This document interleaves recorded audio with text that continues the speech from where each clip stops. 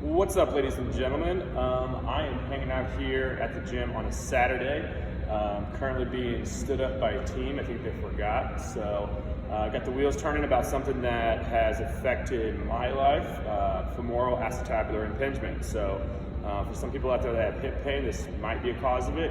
Could be other things as well. But we're going to talk about this today. So what femoral acetabular impingement is, basically you can have a cam impingement or a pincer impingement or both in my case, and just for some excess load in your hip, you're getting extra bone growth. So this right here is the hip, so this is the femur, this is going into the hip socket, okay? So this is the ball and socket you think about when you think about a ball and socket joint. What happens is you basically get some extra bone growth for a cam impingement, somewhere in this area, it's gonna get a little bit bigger. Obviously, if you're doing squats or something, that's gonna run into your hip bone right here, your pelvis, and cause some extra bone growth right there. So anytime bones are getting some extra load in weird areas or hitting each other, they're gonna grow bigger and bigger and get calcified more and more. So that right there, when those hit each other, that doesn't feel great. Also, in between here, you have what we call a labrum, some soft tissue. So that can get pinched if you have a big enough FAI. That's what happened to me. Had a lot of anterior pain. When the pinch actually happened, it was very sharp. And that kind of bothered me for a year or so. I almost got surgery on it. That is a route you can do. You can fix the extra bone growth and go down, shave it down.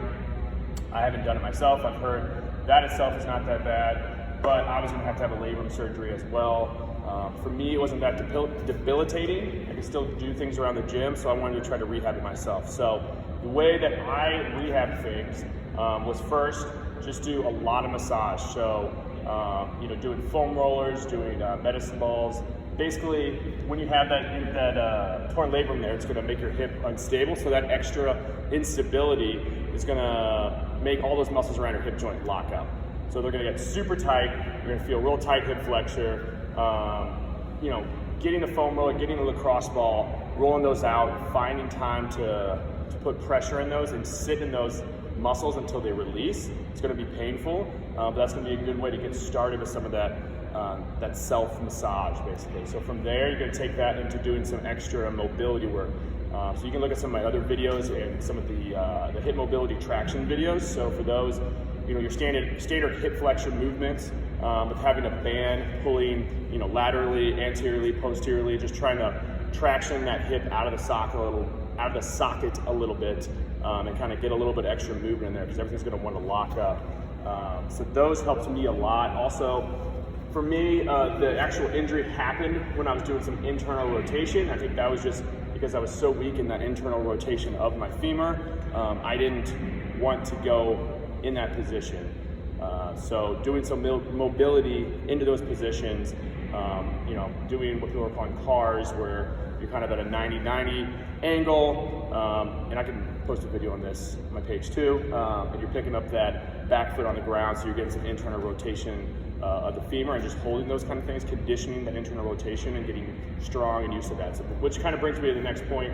Once you improve that mobility, you really need to improve the strength and that extra mobility there. So this can all happen in one session, or this can be over the course of 6 months to a year. So, improving that strength is what people are gonna be calling stability. So I think a lot of people think of stability, they think of like Bosu balls or doing balance work, which, that could be part of it, but for me, stability is strength. So if you're not strong in those movements, you're prone for injury or prone for re-injury.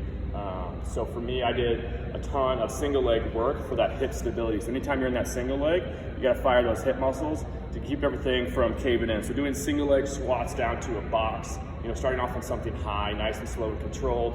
You're doing split squats, lunges, starting off eccentrically, slow on the way down, move to isometrics, pausing at the bottom there, and then slowly starting to add some weight. So there's a lot of different ways to add load, and I think you need to get the body used to those movements and living in those movements pain-free before you start adding load. So, it might take a year or two where you're just doing some super light pause squats or super light eccentric squats or a combination of those before you really start adding weight. But you gotta stick with the process, trust me.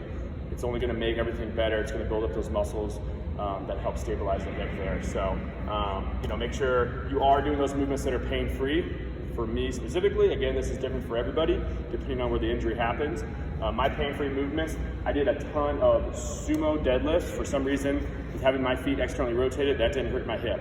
Regular deadlifts, internally rotated, again, that internal rotation issue I had, that was bothering my hip, so I did sumo deadlifts instead of regular.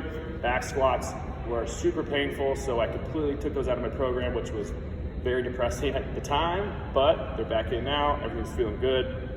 I kind of replaced those, again, with that single leg work, and honestly for me, sleds felt normal and great, so I loaded the hell of sleds, and I did, I use that as a strength work, where I'm doing 10 steps each leg with as many plates as I can, pushing just like I would with a high rep squat, trying to build up that strength, build up that hip stability, and then just find those ranges of motion, again, that are pain free. So with the squat, it really only hurt at the bottom, so I'm gonna do box squats where I'm going down and I'm doing, almost quarter squats, which is better than nothing, building up some strength where I can, and then, over the course of that rehab progression, slowly getting lower and lower with those weights before you start adding the weight, or before you start going up too much. And yeah, that's really what helps me the most. Hopefully this is a little educational for you guys. If you do have FAI, I would suggest trying something like this first if it's not that debilitating. If you're having problems walking around, like obviously go see a doctor and have it checked out. There might be something else going on. For me, day to day was fine. It was just I wasn't able to do squats the way I wanted to. I wasn't able to do some plyos the way I wanted to, so I had to kind of backtrack and do some rehab. So that's all I have today, and yeah, check out some of those videos that I talked about. Thanks.